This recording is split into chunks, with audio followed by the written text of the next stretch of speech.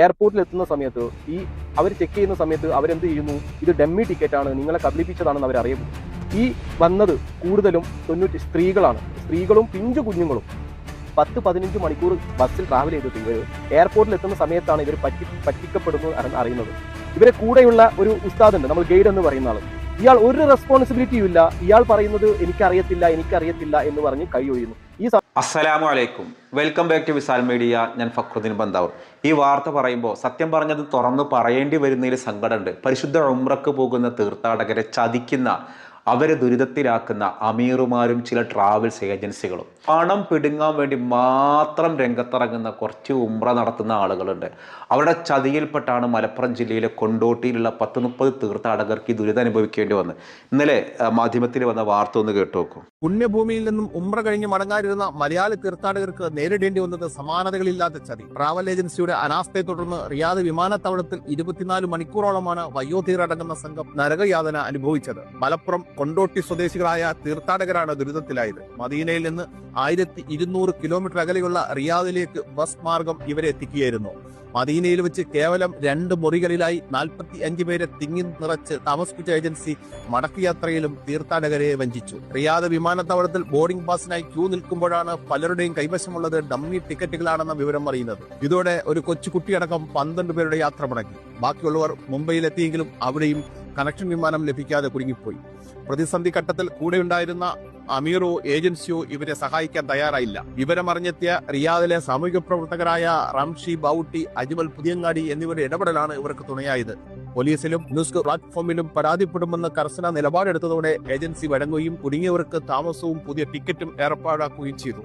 വല്ലാത്ത സങ്കടം തോന്നുകയാണ് ഈ വാർത്ത കേൾക്കുമ്പോൾ. പരിശുദ്ധ ഉംറക്ക് പോകുന്ന പ്രായമുള്ള ഉമ്മമാർക്കും ചെറിയ കുട്ടികൾക്കുമാണ് ഈ ദുരിതം അനുഭവിക്കേണ്ടി വന്നത്. ഇതിന്റെ പിന്നിൽ നടക്കാൻ ചില അമീർമാരുടെ മതവേഷം ധരിക്കുന്ന തെമ്മാടികൾ തന്നെ ഞാൻ പറയും. കാരണം ഇത് ആദ്യത്തേതാണോ?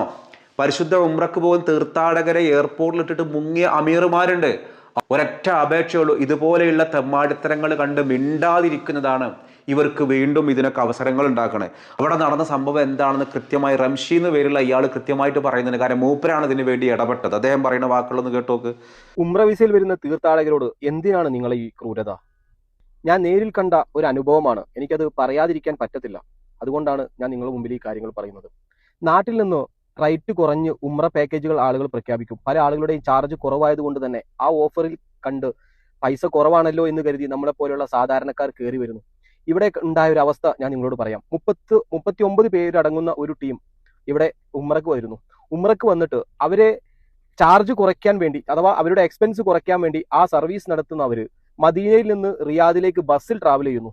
ഏകദേശം ഒരു 10-12 മണിക്കൂർ അവർ ട്രാവൽ ചെയ്തിട്ടുണ്ടാവും. അങ്ങനെ എയർപോർട്ടിലെത്തി അവർക്ക് കൊടുക്കുന്ന ടിക്കറ്റ് ബോംബെയിലേക്കുള്ള 1 വേ ടിക്കറ്റ് ആണ്. 26 പേർക്ക് കൊടുത്തത് ബോംബെയിലേക്കുള്ള 1 വേ ടിക്കറ്റ്. അവിടെ നിന്ന് അങ്ങോട്ട് പോകാനുള്ള ടിക്കറ്റ് അവർ കൊടുത്തതുമില്ല.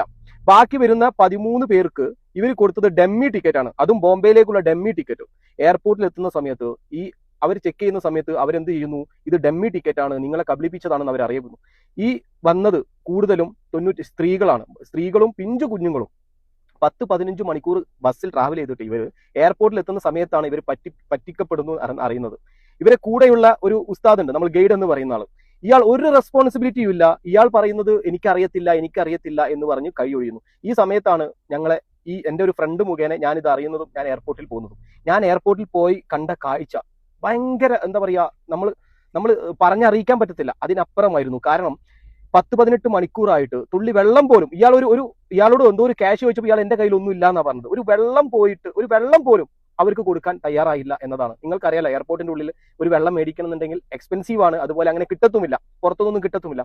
ഞങ്ങൾ അവിടെ എത്തി ചെന്ന സമയത്ത് ഇയാൾ പറയുന്നത് ഞങ്ങൾക്ക് അറിയത്തില്ല, ഞങ്ങൾക്ക് ഇതാണ് അയച്ചു തന്നത് എന്നാണ് പറഞ്ഞത്.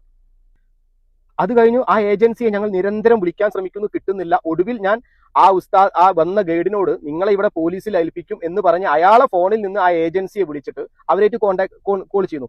ഈ കോൾ ചെയ്ത സമയത്ത് ആദ്യം എന്നോട് പറഞ്ഞത് നീ നെട്ടിക്കൊന്നും വേണ്ട, എന്നെ ഭീഷണിപ്പെടുത്തൊന്നും വേണ്ട എന്ന രീതിയിലായപ്പോൾ ഞാൻ പറഞ്ഞു നുസൂക്കിലും അതുപോലെ തന്നെ കംപ്ലൈന്റ് ചെയ്യും എന്ന് പറഞ്ഞപ്പോഴാണ് അവർ പറഞ്ഞു നമ്മൾ ഇവർക്ക് റൂം കൊടുക്കാമെന്ന് പറഞ്ഞു. ഞാൻ പറഞ്ഞു നാളത്തെ ദിവസം ഡയറക്റ്റ് ഫ്ലൈറ്റും കൊടുക്കണം, ഇന്ന് ഇവർക്ക് നിൽക്കാനുള്ള ഫെസിലിറ്റി എല്ലാം ചെയ്യണം എന്ന് പറഞ്ഞു.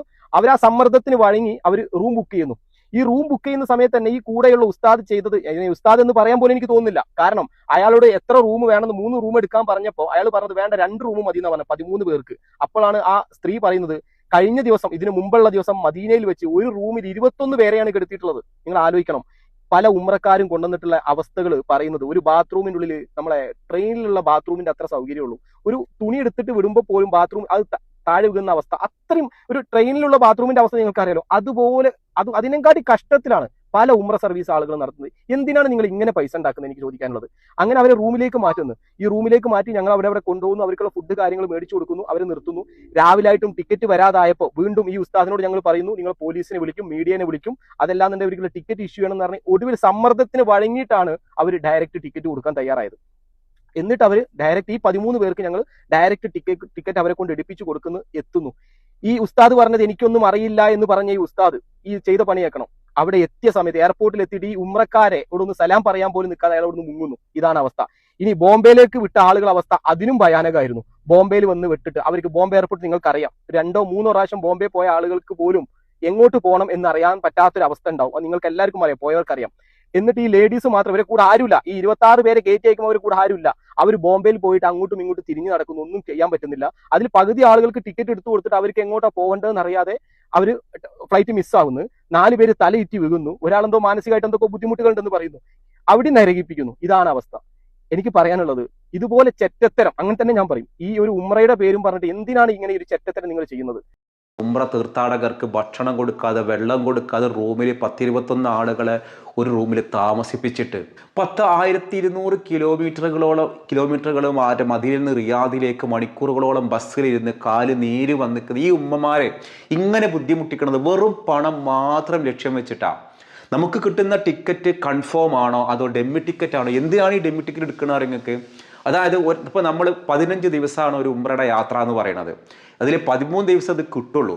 നമ്മൾ ഈ യാത്ര പോകുമ്പോൾ നമുക്ക് ആവശ്യപ്പെടുന്ന അവർ പറയുന്ന തുക 75,000, 65,000, 85,000. നമ്മൾ ആ കാശ് കൊടുക്കുമ്പോൾ ഇവർ അങ്ങോട്ടുള്ള ടിക്കറ്റ് എടുക്കും. അങ്ങോട്ടുള്ള ടിക്കറ്റ് എടുത്തിട്ട് തിരിച്ചു വരുന്ന സമയത്ത്, കാരണം ഈ ടിക്കറ്റ് ഒന്നാകെ അൽ ഹിന്ദോ, അക്ബർ ട്രാവൽസോ അങ്ങനെയുള്ള വലിയ ട്രാവൽ ഏജൻസി ടിക്കറ്റ് ഒന്ന് ബൾക്കായിട്ട് എടുത്തിട്ടുണ്ടാവും. അവരിൽ നിന്നാണ് ഇവർ ഈ ടിക്കറ്റ് എടുക്കുന്നത്. ഇവർക്ക് ആവശ്യമായ എത്ര ആളുകളായോ അതിന് ടിക്കറ്റ് എടുത്തിട്ട് ഇവർ ആ ടിക്കറ്റിൻ്റെ കാശ് മുഴുവൻ അവിടെ മുഴുവനും കൊടുക്കില്ല. അത് സെറ്റിൽ ചെയ്യാമെന്ന് പറയും. അങ്ങനെ ടിക്കറ്റ് എടുത്തിട്ട് തിരിച്ചു വരുന്ന സമയത്തേക്ക് ഒരു ഡെമ്മി ടിക്കറ്റ് എടുക്കും. ഡെമ്മി ടിക്കറ്റ് എന്ന് പറഞ്ഞാൽ ഇതുവരെ തൽക്കാലം കാണിക്കാൻ വേണ്ടി മാത്രമാണ്. നിയമം അനുസരിച്ചിട്ട് അങ്ങോട്ടും ഇങ്ങോട്ടും ടിക്കറ്റ് എടുക്കണം എന്നാണ് നിയമം. അപ്പോൾ അങ്ങോട്ട് പോകാനുള്ള കൺഫേം ടിക്കറ്റ്, തിരിച്ചു വരാനുള്ള ഈ ഡെമ്മി ടിക്കറ്റ് എടുക്കാനുള്ള റീസൺ എന്താണെന്നറിയോ? ഈ ടിക്കറ്റ് ഇവർ തിരിച്ചു വരുന്ന സമയത്ത് ടിക്കറ്റ് എടുത്താൽ മതിയല്ലോ. അപ്പോൾ ആ സമയത്ത് കാശെങ്ങാനും കുറഞ്ഞാലോ? അപ്പോൾ അതൊരു വലിയ ലാഭമല്ലേ? ഈ നടത്തിയവൻ്റെ ട്രാവൽസിൻ്റെ പേരൊക്കെ എനിക്കറിയാം, ഞാൻ വെളിപ്പെടുത്താഞ്ഞിട്ടാ. പേഴ്സണലി ഇങ്ങോട്ട് ചോദിച്ചോളി, ആവശ്യമാണെങ്കിൽ ഇൻഷാ അല്ലാഹ് ഞാൻ പറഞ്ഞുതരാം. കാരണം ഇതുപോലെയുള്ള തെമ്മാടികളെ നമ്മൾ ഒരു നിലക്കും എന്ത് ചെയ്യരുത്, സപ്പോർട്ട് ചെയ്യാൻ പാടില്ല. ശരിക്കും പേര് തുറന്ന് പറയാണ് വേണ്ടത്, പക്ഷെ ഒരു പബ്ലിക്കിൽ ഞാനത് ചെയ്യണില്ല എന്ന് മാത്രം. അപ്പോൾ ഈ ഡമ്മി ടിക്കറ്റ് എടുക്കുന്ന സമയത്ത് ഇവർ തിരിച്ചു വരുമ്പോൾ എടുക്കാൻ വിചാരിക്കും. തിരിച്ചു വരുന്ന സമയത്ത് ടിക്കറ്റിന് വില എങ്ങാനും കൂടാം. 2 കാരണങ്ങളാണ്. തിരിച്ചു വരുമ്പോൾ ടിക്കറ്റിന് വില കൂടുമ്പോൾ ഇവർ കുടുങ്ങും. ഇവർ നേരത്തെ തന്നെ മക്കയിലോ മദീനയിലൊക്കെ റൂം എടുക്കണോടത്തൊന്നും ഫുൾ ക്യാഷ് പേയ്മെൻറ്റ് ചെയ്തിട്ടുണ്ടാവില്ല. അതൊക്കെ അടുത്ത വരവിൽ റെഡിയാക്കാമെന്ന് പറയും. ചിലപ്പോൾ ചില സമയത്ത് ചില ഹോട്ടലുകാർ ഇവർ ഇത്തവണ കൊടുക്കുമ്പോൾ പഴയ പേയ്മെൻറ്റും കൂടി, പെൻഡിങ്ങിലുള്ള പേയ്മെൻറ്റും കൂടി അവരുടെ ഈടാക്കും. അതോടുകൂടി ഇവരുടെ കയ്യിൽ കാശില്ലാതാവും. ഫലം എന്താ ഉണ്ടാവുക? എയർപോർട്ടിൽ നിന്ന് ഇവർ മുങ്ങും. അമീർ ആദ്യം മുങ്ങും, ട്രാവൽ ഏജൻസി മുങ്ങും. അങ്ങനെ എത്ര സംഭവങ്ങൾ ഉണ്ടായിട്ടുണ്ട്. എന്നിട്ടും ഇവർ ന്യായീകരിക്കും. ഇവരങ്ങോട്ട് മലയാളത്തിൽ അങ്ങോട്ട് ഓരോ സ്ഥലം ദ്വാരന്നിട്ട് ഇമ്മാരങ്ങോട്ട് കയ്യിലെടുക്കും. ഈ ഒരു ആത്മീയ തട്ടിപ്പ്, ഇതിൻ്റെ പേരിൽ തട്ടിപ്പ് നടത്തുന്ന കൗമികൾ നമ്മളിൽ മാത്രമേ ഉണ്ടാവുള്ളൂ. പ്രത്യേകിച്ച് ഇത് പറയുമ്പോൾ സങ്കടമുണ്ട്. സുന്നികൾക്കിടയിലാണ് ഇത് സുന്നികളുടെ പ്രശ്നമല്ല കേട്ടോ. സുന്നികളുടെ പേരും പറഞ്ഞ് നടക്കുന്ന ആളുകളാണ് ഈ തട്ടിപ്പ് ചെയ്യുന്നത്. വലിയ വലിയ ട്രാവൽസ്, അൽ ഹിന്ദ് പോലെയുള്ള, അക്ബർ ട്രാവൽസ് പോലെയുള്ള ആളുകൾ വളരെ വെടിപ്പായിട്ട് കാര്യങ്ങൾ ചെയ്യും.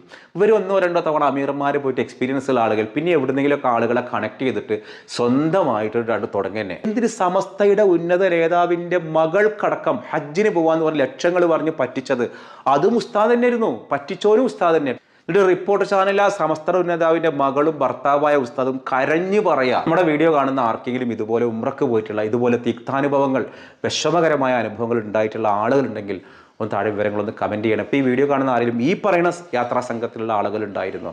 നമ്രൂദ് എന്നു പേരുള്ള ഒരു രാജാവ് കൊടും ക്രൂരനാണ്. ഏത് പ്രവാചകന്റെ കാലത്താണ് നമ്രൂദ് എന്ന രാജാവ് ഉണ്ടായിരുന്നത് എന്നുള്ളതാണ് ചോദ്യം. ആ ഉത്തരമാണ് നിങ്ങൾ കമൻറ്റ് ചെയ്യേണ്ടത്. മറ്റൊരു ദിവസം മറ്റൊരു വീഡിയോയുമായി വീണ്ടും കാണാം. അസ്സലാമു അലൈക്കും.